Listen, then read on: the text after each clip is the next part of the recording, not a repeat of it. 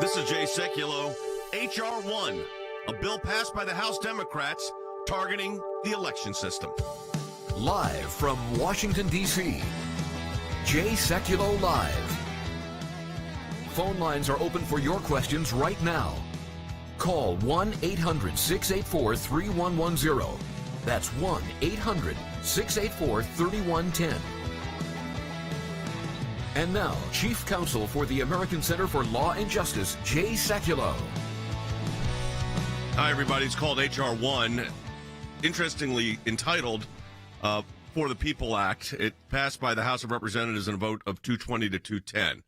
So now it goes to the United States Senate. There was only one Democrat that voted against the bill. The bill would would codify some of the election issues that we were concerned with, especially the constitutional issues of states deciding what their election laws should be rather than the federal government mandating it, which is the Constitution allows the states to determine under the election clause and the electors clause of the Constitution they're allowed to do that. Now, here's the interesting thing. It would create automatic voter registration across the United States. It allows felons who have served their sentence to vote, expands early voting, and enhances absentee voting by what they call simplifying the process. We'll get into the particulars on all of these. Requires more online political ad disclosures, forces all organizations involved in political activity to disclose their large donors. That whole disclosure of donors issue has always been troubling to me because of the First Amendment principle of anonymous donors, and that's freedom of association. But there's also another troubling provision, and that is pointed out in the Committee on the House Administration. This is by the Republicans, and their number 10 is weaponizes the IRS. Here's what it does. It permits the agency, and this is so troubling, permits the agency to investigate and consider the political and policy persuasions of organizations before granting tax-exempt status. Let me tell you something. We have an injunction against the IRS on exactly that point that we went to federal court and obtained, and that the IRS consented to. And they're going to try to undo that consent provision, Andy, by passing a new bill. Yeah, it puts us back in the position that we were in when we fought and conquered the IRS, if I might say, in getting them away from trying to target conservative organizations, pro-life organizations, organizations that supported traditional values. And they had targeted us, Jay, remember? And they had put us in a position where they were wanting to know what our political and religious affiliations and beliefs were. And we got them to apologize, to withdraw that. People lost their jobs. This was not a Cincinnati-only office aberration, as they claimed. It was, in fact, centered in Washington, D.C., and now this bill would put us back in the position that the IRS was in with its power before we won that injunction. So let's go right to Washington, D.C., because obviously we're already looking at possible constitutional challenges to this, which that one I just read you about the IRS looking at the political, and very vaguely, of course, the investigating, it allows the agency to investigate, that should scare everybody, and consider the political and policy persuasions of organizations before granting tax-exempt status. You mean like if they're pro-life or conservative or believe in particular views on religious liberty? That's going to be a basis upon which the IRS can say, we're going to deny your tax exemption. And what does that have to do with election laws? So this is the problem. Let's go to Washington, D.C. right now. We point out the problem to find out what the solution is going to be. What is happening, Than? Well, Jay, there are going to be a litany of those challenges. There are going to be other constitutional provisions, including the forced disclosure of groups that advocate on issues. You'd have to disclose members and donors. Of course, that'd be problematic. Jay, I would sum it up like this. Here's the solution. We know that a bunch of states in the 2020 election took measures that proved to be problematic. This would be a D.C. takeover of elections. And, Jay, it would force all states, not some states, all states to adopt those troubling measures. The tactic, Jay, the response that we have to make, we have to defeat this in the United States Senate. Plain and simple. That's the tactic. Well, that's the plan. But this is going to require litigation, I suspect, if it passes. So here's what we're going to look. We're looking at election laws across the board to just make sure they're in compliance with the Constitution. We have a team of lawyers at the ACLJ working on that. But let me tell you what this means. Codifying this codifies problems and constitutional problems with that. We're going to talk more about that when we come back from the break. That's the reason you should support the ACLJ. We're not just talking about it here on air. We're taking action. ACLJ.org. That's ACLJ.org. Support the Work Now Matching Challenge campaign. While you were yet sleeping again, House Democrats passed HR1, also known as For the People Act.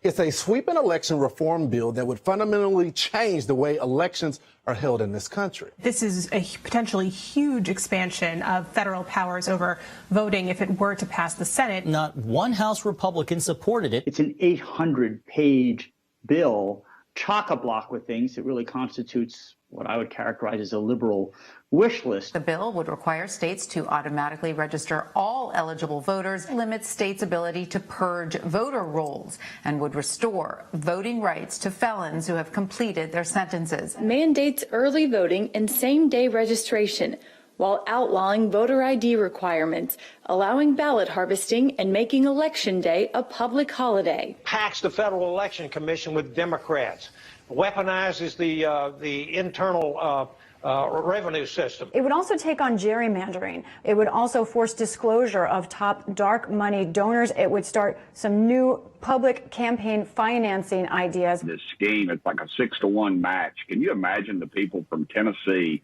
are now going to be funding Nancy Pelosi's congressional race? The For the People Act takes money from you people and gives it to these people in the form of campaign contributions, of course, whether you voted for them or not. Just imagine if Republicans created a 6-to-1 fundraising match for pro-life groups or the NRA. Create reporting requirements for online political ads, and in a nod to Trump, obligate presidents to disclose their tax returns. Mail-in ballots to everyone that wants to, can't verify them, and then accept them up to 10 days after the election is over. Here's what I think's happening. Pelosi knows and her people know that they're going to lose big in 2 years. We know that. This HR1, they're calling it For the People Act, but, our producers said, is it for the people or is it for the politicians? And I think that's right. You read one of the provisions, is definitely for the politicians. So a major piece of the legislation sets up a new financing mechanism for congressional and presidential elections. Ready for this one? The legislation would establish and I like matching challenges, but this is a little bit different because this is your taxpayer money going to the government. 6-to-1 match for each grassroots contribution to a candidate up to $200. So, for example, if you donated $200 to Nancy Pelosi, or a Republican for that matter, it would get a $1,200 match in federal funds, in public funds, for contribution now totaling $1,400. How's that going to be paid for, by the way, you'd like to know? The public match program will be funded by a new 4.7... This stuff is so insane. I mean, a 4.75 surcharge on criminal and civil penalties and settlements that corporations pay to the U.S. government. Andy, I'm laughing because we've done these cases. What are they talking about? I mean, you're going to pay for it by taxing settlements. This is what it says. High taxpayer settlements with the federal government. In other words, if I've got a tax case against if I'm in the U.S. Attorney's Office and I've got a tax case against a corporate taxpayer and I make a lot of money for the United States government as a consequence of a fine or a penalty that is imposed upon this taxpayer, could be a corporation, could be an individual, that money, instead of going to the Treasury to fund what should be government operations, COVID relief, other things like that, is going to go to Nancy Pelosi, for, as you mentioned, or for that matter, any person's political campaign as a 6-to-1 challenge contribution. Yeah, it's a match. It's unbelievable. Why would I work to get a settlement for the United States in a tax case, knowing that that's where the money's going to go? I wouldn't. Well, why would you're taxing the whole thing? This tells you how wrong this is. But Harry, from a policy perspective, what this does, when you look at it in total, it allows for censorship based on content. It allows for examinations of organizations based on viewpoint, these are all unconstitutional, and it puts in a mechanism on funding that borders on the absurd. Absolutely. In addition to which, of course, it expands the likelihood, the probability of fraud. And so this is called the People Act of 2021, HR1. It's actually, it says For the People Act of 2021. It's actually for the politicians, the elitists, and the globalists. This is designed to permanently entrench the Democrats and the left wing in power. It is nothing less than a permanent power grab, and the American citizenry, if they do not defeat this bill, and if they are unable to claw back the clause of this bill in legislation, the American people should get ready for 1984. Let me ask you this, Wes. I'm just from a perspective. I'm trying to think. An ordinary citizen seeing this would think that basically what's happened is the issues that developed during the last election, and some of those were just statutory issues and constitutional issues as well. But it's like we're federalizing the entire system here. Yeah, you're centralizing elections in Washington, D.C. Keep in mind, this is a government that can't run a railroad, they can't manage the post office, and they definitely can't balance their own budget, and yet we want them to control the elections. This is really what it comes down to, Jay, is a power grab. And they're using the pandemic and the things that happened that were unique last November, they're using that to increase government control and to negatively impact states' rights and individual freedoms, things that were questionable that are routinely done in places like California, and in some states those things are illegal. They're now trying to codify them into law. Fan, let's talk about the realities of is this going anywhere? What's going to happen? How do you see it moving? And time frame? Sure. This is the strategy that's going to happen in Washington, D.C. for the rest of this term, I think, Jay. I mean, the House has made it clear that they are going to throw everything on every issue against the wall to see what sticks. They're going to rush it out of the House. They're going to rush it over to the Senate. And then the Senate will be the first place that there's actual debate on this. So, Jay, it's cleared the House. It's moving towards the Senate. Once the Senate finally gets through this COVID stimulus bill, which is another issue altogether, they may very well turn to this. They could turn to it as early as next week, Jay. It's not on the calendar at this point. But look, all of these issues that you're talking about with Andy and Wes and Harry, they're all going to have to come front and center in the United States Senate. One thing I would add, Jay, it's not just centralization of the power over elections. It's centralization and enshrinement of the most troubling provisions that happened during the 2020 election. It's taking vote by mail and public financing and same-day registration and making every state do that, whether they're prepared for it or not. Jay, the other thing it does, it redraws congressional district lines, and who gets to do that? A federal government entity. It even takes the ability to draw district lines away from the states. That's how draconian it is. Let me play this from Eric Swalwell, because I think this I normally would not quote Eric Swalwell, but this kind of sums up where they're trying to go with this. Take a listen. If they're cheaters, we're not cheaters, and we try to be the good guys. We try to do what's right. They're out there cheating every day and celebrating their cheating. How do we beat that? Yeah, until someone finds a way to, clone 1 million, Stacey Abrams, we're not going to beat that. And so that's why HR1 is so important. And that's why I really hope the Senate, if they cannot find 10 Republicans, recognize that, what the Republicans are doing right now is an existential threat, to democracy if they're able to get away with that. And we do nothing with respect to the For the People Act. This isn't the For the People Act. Okay, let's stop calling it. It's not the For the People Act. It's for the politicians, and it's for the politicians that are left of center. Because you think that the IRS is going to say, oh, this group's too far right.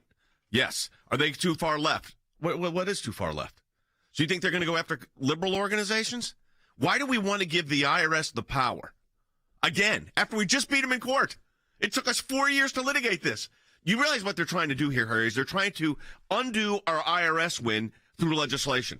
Absolutely. No question. And they are trying to undo the possibility that a future President Trump or someone like him could ever be elected. So if you look at the Democrats, particularly individuals like Eric Swalwell, everything is an existential threat to politicians. And essentially they're saying, if we don't get our way, we are simply going to take over the mechanisms of government, of the American people's right to a Republican form of government will essentially be taken away. Why? Because we are going to hand over elections, as Swalwell points out, to Stacey Abrams and individuals like her who may engage in voter harvesting, and that is inconsistent, I should say, with democracy. So one Democrat fan, Benny Thompson of Mississippi, said that he votes no. He voted no. He said, my constituents opposed the redistricting portion of the bill, as well as the section on public finances, which is this, you give $200 and the government matches it to $1,400 or to $1,200. I always listen and vote in the interest of my constituents. Is he the only Democrat that voted no? He's the only Democrat that voted no, but actually, Jay, his vote is pretty instructive here. His concern on redistricting actually has to do with districts that are controlled by black members of Congress. He thinks that if you pull away the redistricting requirements from authority from states and bring it to the federal government, it's going to be more difficult for the African-American community to control states. And then on the public financing provision, I mean, Jay, we've mentioned this in passing, but I think it's worth using a real-life example. Let's say Harry decides to run for Congress. Harry, I don't recommend it, but let's say you do.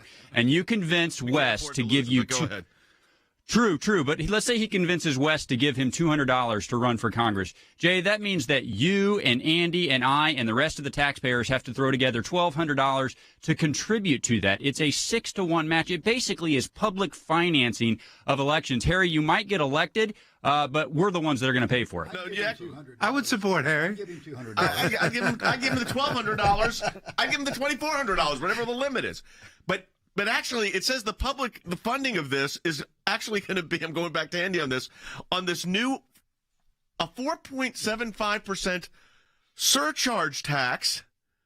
I mean, this is, have you ever heard of such a thing? No, I on can't a civil imagine. Or criminal case settlement? I come up with a settlement of a civil or a criminal case. I've settled the IRS case for your audit for $152,000. There's going to be a tax on that, Yes, right? yes. And that tax on the settlement, I can't imagine sitting at a bargaining table trying to resolve a case and saying, in addition to the $150,000 or $1 million that you're going to have to pay, you also have to pay a tax of 4.75% in order for me to finance Harry Hutchison's political campaign. I've got a great idea. They do like the cars companies do. You know, they go for this week only, we're waiving fees, handling, and taxes. Right.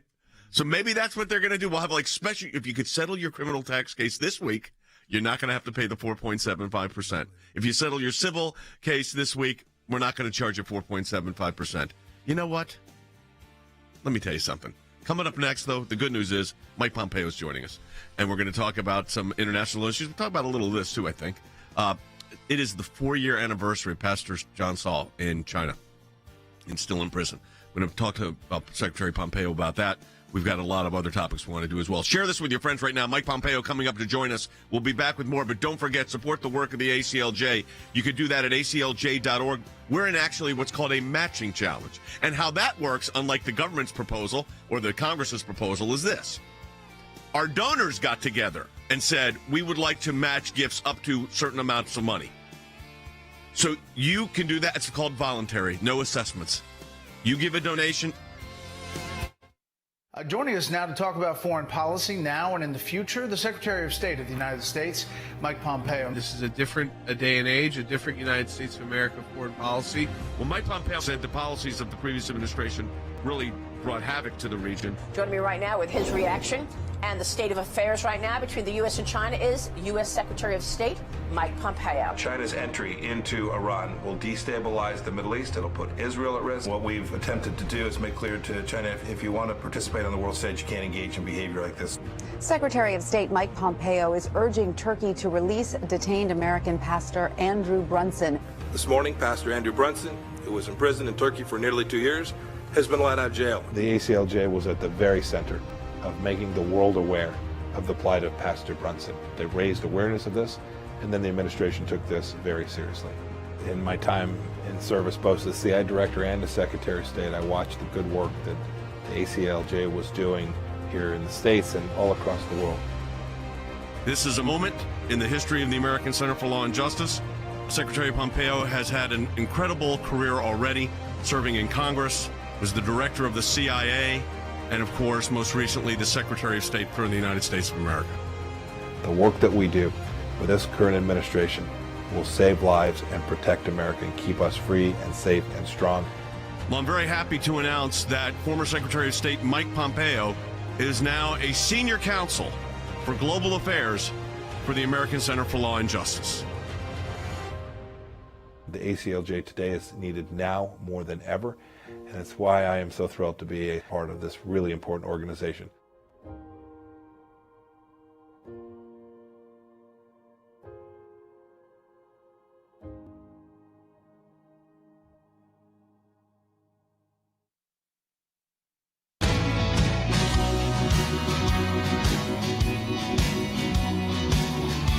to the broadcast, everyone. We're going to get back to HR1 in a moment. I may even ask Secretary Pompeo a little bit about that, but we are joined on the phone by our senior counsel for global affairs and former Secretary of State and the former director of the CIA, Mike Pompeo. Mr. Secretary, always great to have you. I know you're traveling today, but we're glad you're able to talk with us. I have a question for you early up here, and that actually relates to China, and it's because this is the 4-year anniversary of Pastor John Saw, who is he was green card status in the United States. He wasn't a citizen, but he was allowed to be here. He was here for a number of years, but did a ministry work in China and has still been held by the Chinese. Your office worked diligently. We did get him moved eventually to a better facility, but the Chinese government on these persecution cases, and that's what these are with these Christian pastors, they're pretty unrelenting. I mean, we did good in getting a lot of these out with your help, of course. What's your feeling on what the Chinese government's doing here? Well, Jay, it's great to be with you again. That particular case is particularly heartrending, but every time a Christian pastor is detained or harassed or held inappropriately, the faith is diminished. And the Chinese Communist Party is hard at this. They don't want people to be able to practice their faith when Christian leaders simply express their love of Jesus and want to preach to their flocks inside of China. You see the kind of thing they have done. We worked hard on this for 4 years. We made some real progress, Jay. The ACLJ was enormously helpful in that progress. But as you can see from the ongoing situation, there's still an awful lot more work to do in the United States. I hope under this administration must continue to be a force for good in trying to make sure that religious freedom can be expressed. When people go to China simply for that purpose, they cannot be detained. Let me turn our attention to Israel. I am convinced that because of your efforts in the Middle East and the administration's efforts that you were leading in the State Department, that what we've seen is having a really positive lingering effect even on this administration. Yesterday, when the ICC prosecutor announced that, in fact, not only did she have the jurisdiction when the court issued that ridiculous ruling a couple of weeks back, but she said she was actually opening the investigation of Israel. The current State Department, the current Secretary of State came out and condemned the ICC, said they're standing with Israel on this, and that Palestine is not a state, the Palestinian territories are not a state, and that the ICC has no jurisdiction here, and that they will continue to support Israel. Now, I say that it's surprising because most of us did not expect that. My thought is, Mr. Secretary, is that they've seen, it's hard to ignore, even if you're a different political party, the success that you all have had, we all had working together in the Middle East, even with the Golan Heights recognition, with the capital Jerusalem, but then the Abraham Accords. What do you think motivated the actually positive statement on the situation with the ICC here? Yeah, I was really heartened to see that. I personally took this mission on. You know The Hague, you know the International Criminal Court. You've been there yourself. This is an enormous challenge to the world where they attempt to assert jurisdiction over Americans, in this case, trying to come after Israel for actions that they have taken. I was heartened to see this administration take a stance that was pretty close to the work that we had done. And this woman, Fatou Bensouda, the chief prosecutor who made the announcement yesterday, is corrupt. She wants to use her role to line her own pockets. We sanctioned her in our administration. I hope this administration won't relieve those sanctions on her personally, and will continue to make sure that the ICC doesn't assert jurisdiction in places it ought not, certainly with respect to Israel, and of course with respect to the young men and women who are serving in the United States military that they continue to threaten to go after for the lawful actions they took in Afghanistan. You know, it's which is another case we talked about at length yesterday. That's when I appeared at the hearing. I participated in the trial on that, on the one involving the U.S. soldiers in Afghanistan. It's interesting. Progressives, Mike, are already saying how outraged they are on Secretary Blinken's statements. Rashida Tlaib said, "No one is above the law. The International Criminal Court has the authority and duty to independently and impartially investigate, and the U.S. should not interfere with its ability to do so." And, of course, she focused on alleged human rights and war crimes that were conducted by, allegedly, Israel. But the point is, and the point of the Secretary of State, and the point that you've made, is that there was no jurisdiction for this court in the first place because Israel's not subject to the Rome Statute, which is what creates the ICC. It's a crazy notion that an elected official in the United States of America would want to cede American sovereignty in this way, to hand over to a renegade court that has no capacity to be controlled by the United States, and which we have not consented to have our people held accountable to, that any elected official would say, no, that's okay. They can come after Americans, and we think that would be all right, or they can come after our friends and allies in Israel, and that would be all right. It is a crazy notion. It's one that, frankly, I'm glad there is a broad bipartisan consensus in most quarters. I just regret that the progressive end of the Democrat Party wants to hand over American sovereignty in this way. So I want to now turn it quickly to Iran, because since you were on the air earlier this week with us, there's been another move. The Iranians are issuing very strong statements saying that the United States will be brought to its knees. They're praising, of course, the change of administrations. And we've now had these, additional proxy attacks, and that whatever that attack that President Biden launched in the middle of the desert somewhere. What do we do to contain the Iranians here? So we had the right end of the stick on this. Our policy was right. Your point about the statements this week, those were from President Hassan Rouhani, right, who said that we will kneel before the great nation of Iran. This is the man who Secretary Kerry, when he was in office, said was the moderate, was the reasonable person inside of Iran. This is a murderous regime. This is a regime that's intent on the destruction of Israel. I saw Prime Minister Netanyahu's comments yesterday. He was exactly right. The United States has a responsibility to continue to put pressure on the Iranian regime. And if we head down this path, Jay, that it looks like we're headed down towards appeasing Iran, this will decrease security for the United States of America. It will decrease security for our friends in Israel and the entire Middle East. All the work that we did to build out a stable coalition to push back against Iran is likely to be undermined. Let me do this really quickly. We've got about a minute and 15 seconds here. You tweeted about borders. You said stronger borders and preserving the 2A buildings, strong families in every community. Liberals pretend to care about children while kids in the Democrat-led inner city struggle. What's your view on this new immigration battle that's going to come right to the border again? It is indecent to think that having an open borders policy is good for kids anywhere in the world. It's certainly not good for the United States. But I saw some of these cases firsthand, Jay, where these young people are trafficked across our border, trafficked through Guatemala and El Salvador and through Mexico. It upends their lives. Many of them are treated as slaves, and our human traffickers prey on them. We ought not be encouraging this. Our policy has to be that we're going to secure our borders, and we're going to have a lawful, reasonable immigration policy that we're going to enforce with enormous vigor. Secretary Mike Pompeo, Senior Counsel, ACLJ for Global Affairs. Thanks for being with us. Safe travels, and appreciate your insights as always. Thanks for being part of the team. So long. Have a good day. Very good. All right, folks, let me put this into a perspective for you here with this 1 minute we have before the end of this broadcast. By the way, we're here for an entire 30 more minutes. You don't want to miss that. You go to ACLJ.org. We're streaming it there on Facebook, on YouTube, on a lot of different social media platforms. You can get it, Rumble, others. We encourage you to do it. Of course, a lot of the radio stations carry the full hour, and SiriusXM does as well. But let me tell you something. We're talking about these issues, but we're taking action on these issues. And we were able to hire the former Secretary of State, Mike Pompeo, the former Director of National Intelligence, Rick Grinnell, because of your support for the ACLJ. You not only keep this broadcast on the air, you keep us engaged in the fight. So what I'm going to ask you to do is support the work of the ACLJ in our Matching Challenge campaign. Any amount you donate, we have someone that's going to match that. So go to ACLJ.org.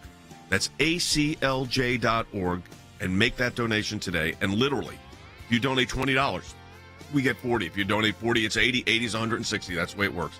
So I encourage you to do that at ACLJ.org. We're going to be back with more, including your calls, 800-684-3110, in just a moment.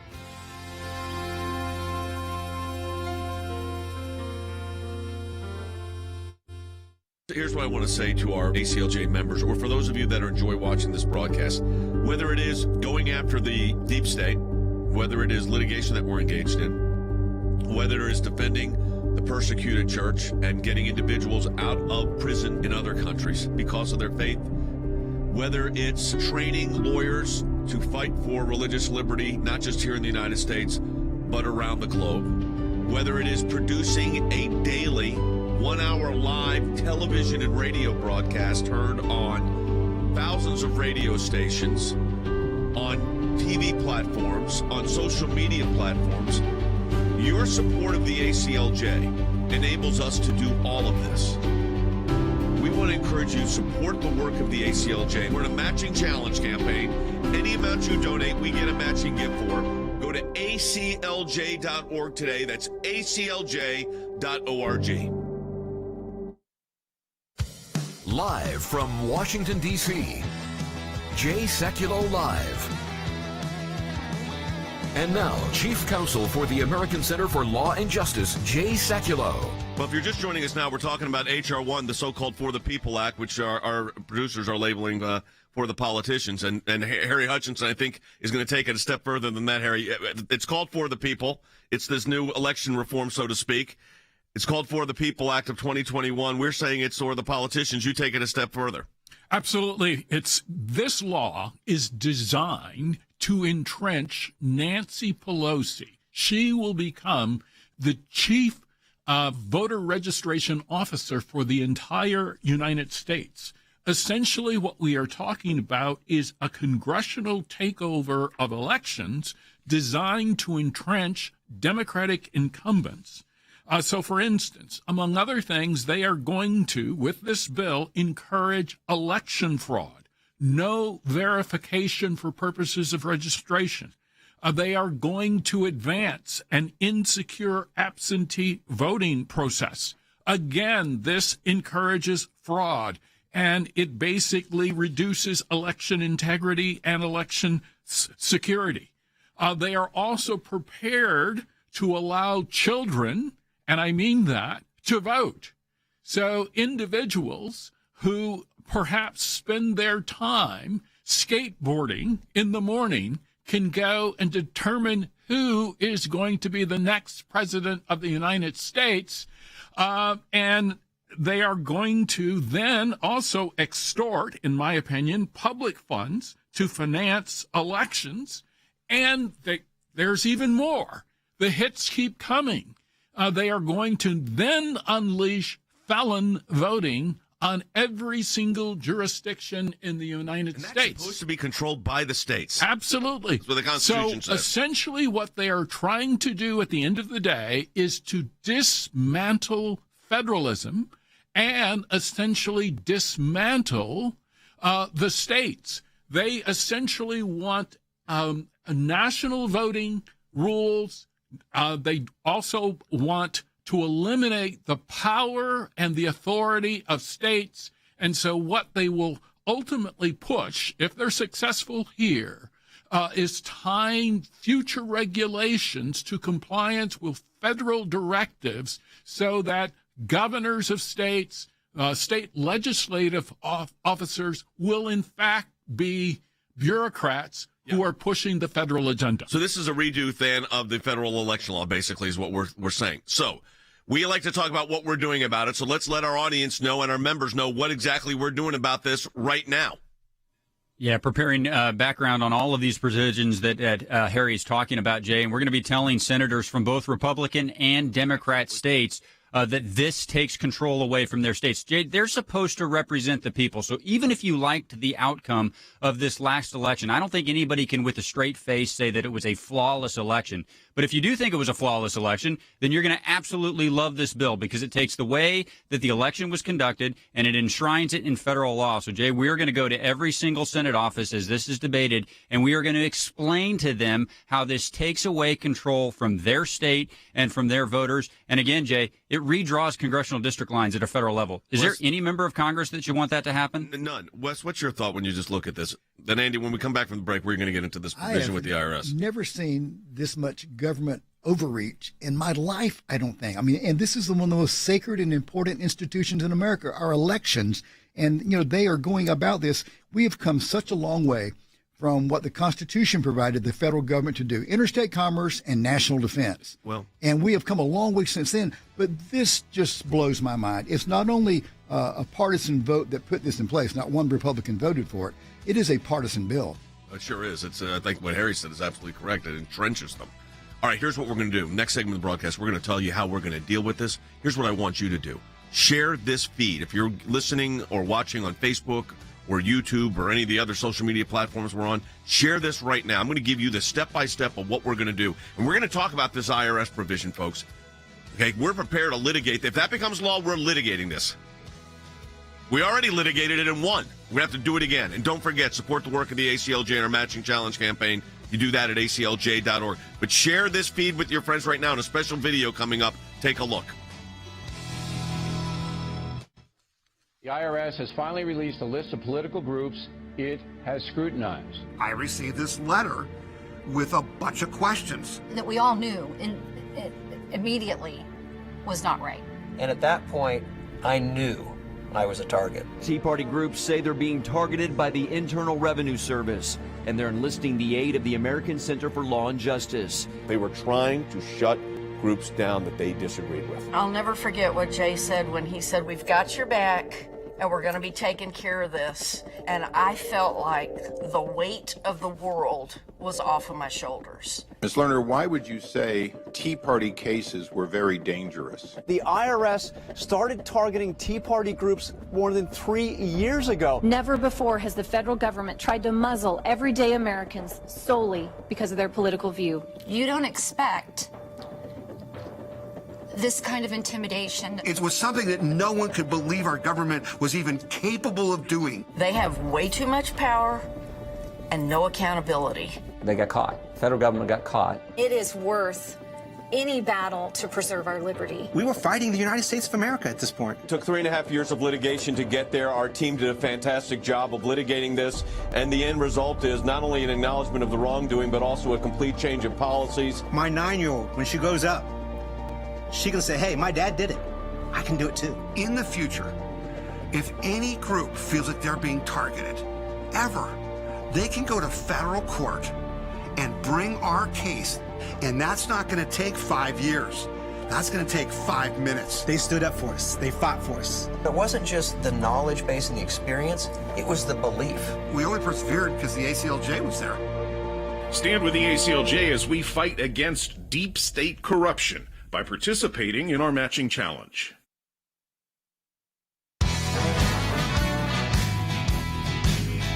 HR1's called For the People Act, but it's actually for the politicians. It's actually for the politicians left of center and way left of center. It's an entrenchment bill.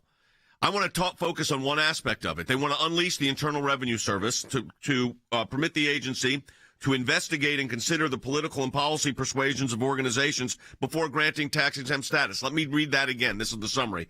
Consider the political and policy persuasions of organizations before granting tax-exempt status. What does that mean exactly? Does that mean if you're pro-life or you're conservative or you believe in religious liberty or Christian values or the Judeo-Christian heritage of our country that you don't qualify because they can investigate that? And by the way, they did. So let's not act like this is in some vacuum somewhere that hasn't ever happened. It did happen. The problem was we caught them and we sued them in federal court in multiple jurisdictions. We got an injunction that the IRS had to finally consent to so that they can't do exactly this. Consider the political and policy positions and persuasions of organizations before granting tax-exempt status. We did a movie. It's called Targeting Us. It's available at acljfilms.com or Amazon Prime. You should watch it tonight or this weekend. I encourage you to do that. We may even play it as a special in the days ahead on Facebook and some of our other platforms because it's that important. But, Andy, we went to federal court, fought long and hard to obtain a victory against the IRS for targeting conservative and pro-life groups and pro-liberty groups. And what we got for it now is you have a change in Congress, and they're trying to undo exactly what we put in place. Well, that's exactly what right. We fought for that's 4 years. That's correct, Jay. The IRS is a dangerous, potentially dangerous organization. It exists to collect taxes and to levy penalties and things of that nature, but it was weaponized. And it was weaponized, and there was a BOLO list. Be on the lookout. In other words, if your organization smelled right-wing, or if it had Patriot in it, or if it had 9/11 in it, or if it had something in it that suggested Christian values, or if it had something in it that suggested traditional views and viewpoints as we take, then watch that organization and make them suffer for it. make them suffer for it in the sense of withholding tax-exempt status, send them letters and questionnaires after questionnaires, extend the deadlines for them getting responses, don't give them tax-exempt status. We found out about that. It was not an isolated instance in one office of the IRS. It was pervasive, coming from the home base in Washington, D.C. We called their hand on it from Lois Lerner, from the very top, from the Commissioner of Internal Revenue, all the way down, and toppled the IRS. That's right. That's what we did. We toppled the IRS. We made them be enjoined in federal court and to issue an apology. This so-called Against the People Act, For the People Act, undoes, among other things, this is just one of them, but undoes the victory that we fought so hard, Jay, to gain against the Internal Revenue Service for those of us who believe in traditional conservative Christian values. All right, we are sending to letters and pointing and doing research memorandums against the provisions that we think are unconstitutional to each and every member of the Senate, Republican and Democrat. So Than's office is working on that now. But Than, you look at this, and do we have any idea, for instance, where Senator Sinema, Senator Manchin, where they are on this? Yeah, we don't yet, Jay. This is part of what I was getting at earlier when the House of Representatives is doing this intentionally. They're throwing all of these massive bills, the $700 page bill they're considering today, this 900-page bill. Senators really haven't had a chance to dig in and take a look at it. And, Jay, honestly, that makes our work all the more important because we can help inform them on the front end. And I just want to tack this on to the video that you played during the break and the conversation you just had on the panel about that IRS scandal. Jay, one of the things that we're going to be able to do with those senators, all senators really, but especially those who will take an honest look at it, is put real people who have been targeted in real life by the IRS in front of them and say, this is what this bill would accomplish. Do you want a repeat of this? We can tell you how it will end. And by the way, if you do go down this track and if you do approve this and if real people do get targeted, we're going to sue again and we're going to catch them again. Do you really want that, Jay? I think that's one of the main ways that we can actually prohibit this from coming into law, but we're going to have to engage it. No doubt about it. We're taking your calls, 1-800-684-3110, and your comments, too, and questions that come in by Facebook or YouTube, 1-800-684-3110. Let's go to Lisa's calling from Washington State on line 1. Lisa, welcome to the broadcast. You're on the air. And others, if you want to talk to us, 800-684-3110. Hi. Hello. We're all saying we're looking forward to midterm elections. Yes, indeed. But now with this HR1, what is our legal insurance against potential fraud that's already happened in general? Let me tell you what we're doing. We're not going to get into what happened in the past because at this point it's academic. Here's what we have to look for, and we got to look to the future. So we have to look at the provisions of this bill and determine which provisions, in our view, are not constitutional. And then challenge those as either violating the elections clause, the electors clause, whatever it might be, freedom of association on those IRS and free speech under the IRS provisions they want to put in. But, Harry, it's a constitutional challenge that would have to take place. I think that is correct. So I think it's important to go back to Than's point. We will provide first some analysis, and then we will challenge unconstitutional provisions. But we will also seek to inform our listeners, who ultimately are voters, so that they can get engaged as well. It's very, very important to note, for instance, that the attempt to weaponize the IRS is really a form of censorship, which ties directly into the cancel culture, which has overwhelmed much of Washington, New York City, and California. And so essentially it's doubtful that any IRS controlled by the Biden administration will treat other organizations, conservative organizations, Christian organizations, fairly. So at the end of the day, that will also provide, at least potentially if the law is passed, another constitutional ground, because essentially what is being infringed by this particular provision is the First Amendment, the freedom of organizations to speak. In addition to which, of course, this rule will likely be discriminatorily enforced. I go back to this question or this thought, and Wes, you said this. The overreach here, the power grab here is breathtaking in scope. The IRS provision alone is enough, but then there's many other aspects of this. Yeah, there are 15 or 20 things in here that people of all political stripes, independent, Democrat, Republican, should be very, very concerned about. This bill is massive, it's multi-pronged, it's invasive. And back to the IRS issue, it's not that Nancy Pelosi and her friends in Congress are fans of the IRS. It's not that. It's just that they're anti-traditional values. They're anti-Christian, even though she says she's a Roman Catholic. It's anti-conservative. That's the whole motivation behind this. It's not that they're pro-IRS. They are against individual conservative groups in America and religious groups. But, Andy, giving the IRS the ability to investigate and consider, before they grant tax-exempt status, the political and policy positions and persuasions of organizations before granting tax-exempt status is completely unconstitutional. It is unconstitutional. It violates the First Amendment. It is violative of the injunction that we have against the IRS. It's violative of everything that we have said is constitutionally permissible. They're going to come in and they're going to say, before we determine whether we're going to give you tax-exempt status, we're going to investigate your political and policy persuasions. And that's exactly what we fought against and we won. Yep. Now this bill would undo that. In other words, we'd be put back in the position of being on a lookout list, just like we're criminals. I am looking for the exact language from the bill on the IRS matter because we got to rip that apart, fan. That is, that among many other things in here, that one it particularly hits close to home because we got rid of that in the IRS.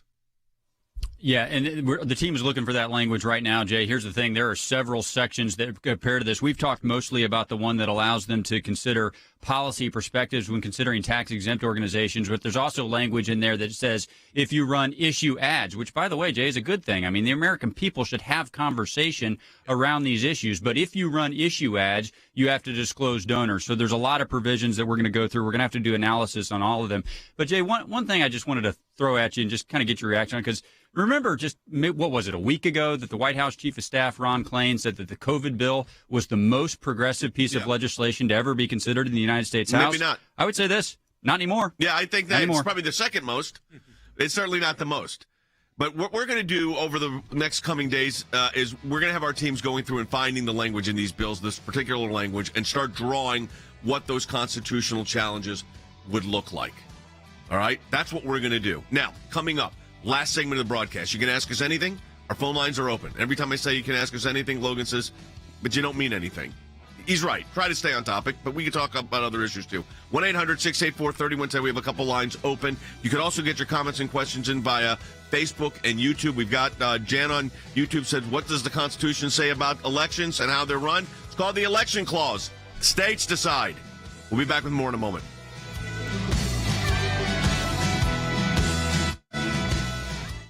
Tensions are heightened in the Middle East. Iran shooting off its own missiles in a drill in the country's desert capable of hitting U.S. bases in the region. The president has said that if Tehran resumes strict compliance with the 2015 nuclear agreement, the U.S. would rejoin as a starting point for future negotiations. This is a Biden administration that is saying, Iran, we're going to lift economic sanctions, we're going to rejoin the nuclear deal. So you would think if they thought that the Biden administration approach was the correct approach, rushed right back into the failed Iran nuclear deal, and Iran will suddenly be nice. And yet, it's the opposite. Iran also informed the UN it would begin enriching uranium to 20% at its Fordo facility. That puts Iran one step away from creating weapons-grade uranium. The Iranians are desperate, but they know how to negotiate from a position of strength, and that's exactly what they're doing. The Biden team will build up consensus as an amazing initiative and an amazing word.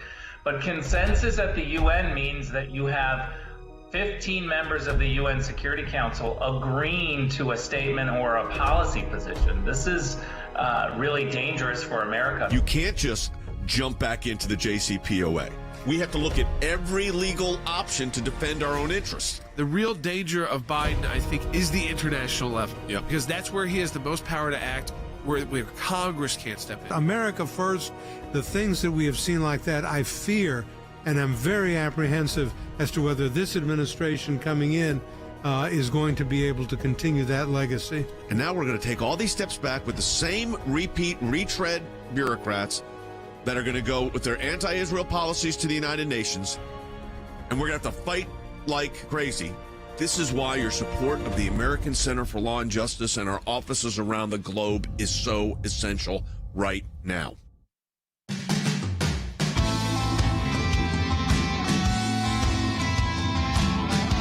All right, last segment. We're going to take your calls in order. 1-800-684-3110. Shockingly, we have one line open. Will, this rarely happens. There is a line open. Everything else is green and in process, but we got one line open. 800-684-3110. Let's go in order they've held on. Mark is calling from line one. Mark. Yes. I was asking a question. Thank you for taking my call, and thank you for the work you're doing. My question is, would it not require a constitutional amendment to change the election laws for the national elections? You know, Harry, I've thought about it. I mean, you cannot do this by statute. It's unconstitutional. That's why. And you can't undo the election, is a great question by Mark. You can't undo the elections clause and the electors clause by a piece of legislation. The Constitution's supreme. I think generally that is correct, but what the Democrats have done is they've attempted to take a page out of past history in which, for instance, there have been certain changes, but many of those changes, or at least some of the significant ones, as the caller indicates, were done through constitutional amendments. I'm not convinced that the Democrats, particularly the ones that have crafted this bill, really care about the written Constitution. They are not textualists. They believe in a living Constitution. They believe in the inevitability of progress. And so I think at the end of the day, they are quite willing to change the rules and then hope that they can find a sympathetic judge or justices who will okay whatever they've done in the past. And this then ties in with the other Democratic initiative, which is to pack the United States Supreme Court. Well, they found a loophole, Jay, on that section, Article 1, Section 4, and I heard a Democratic congressman talk about this because it says the times, places, and manner of holding elections for senators and representatives shall be prescribed in each state by the legislature thereof, but the Congress may at any time, by law, make or alter such regulations, and that's what they're pinning this justification on. We've got another question coming in, and this is I think it's the one that's on everybody's mind, and that's Donna from North Carolina. Donna, go ahead. Hi. Thank you for taking my call.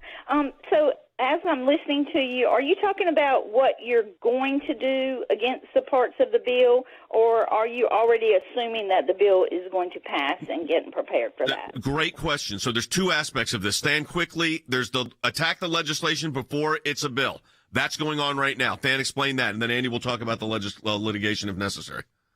Yeah, we're going to do both at the same time. Attacking the bill as it's being considered. Jay, as the attorneys look at the litigation, we will actually take those arguments to the lawmakers themselves, to the senators, and say, you don't have the authority to do this. And then, by the way, if there are some provisions where maybe they have some authority to alter some regulations like Wes is talking about, we'll say, this is why it's a bad idea, even if you have the authority to do it. And by the way, we've got the experience to show you how it will end up. See the Tea Party scandal that happened. So to answer the caller's question, no, we're not assuming it's going to be passed. In fact, the primary goal here is to make sure that it's never passed. But at the same time, the conversation I know you're about to have, Jay, we'll be ready if it is.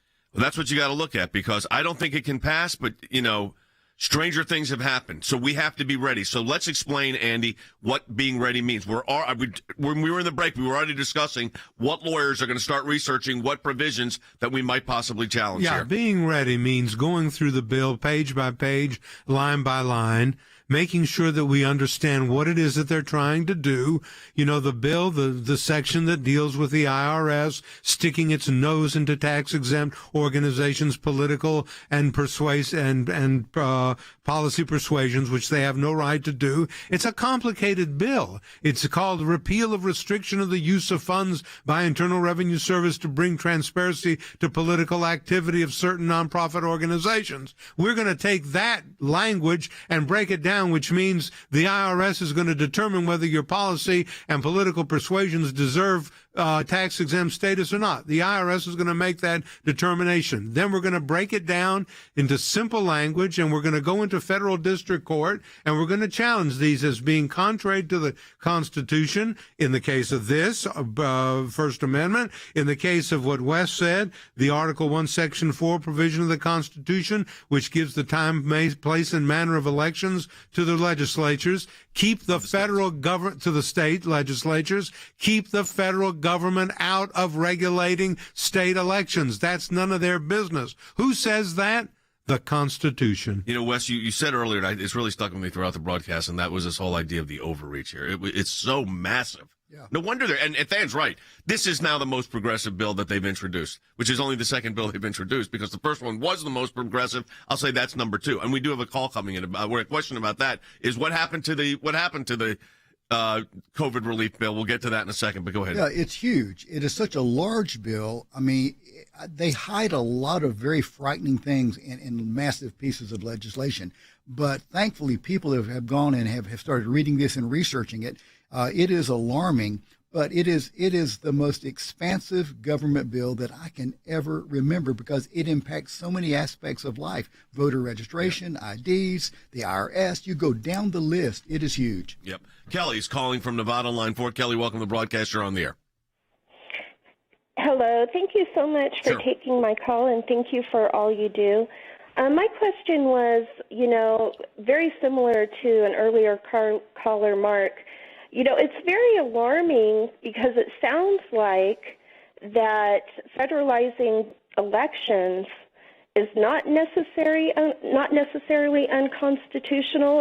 And is there any recourse if HR1 passes? Well, federalizing elections actually is unconstitutional because the states are given specific authority in the Constitution, in the election clauses, to time, place, and manner of their elections. So it would be unconstitutional. The only way you can deal with it, though, is through court action, Harry. That's what you have to do in a situation like this. Precisely. And that would be the second step in our process. So our first step, of course, is to oppose the legislation, expose the deficiencies in the legislation.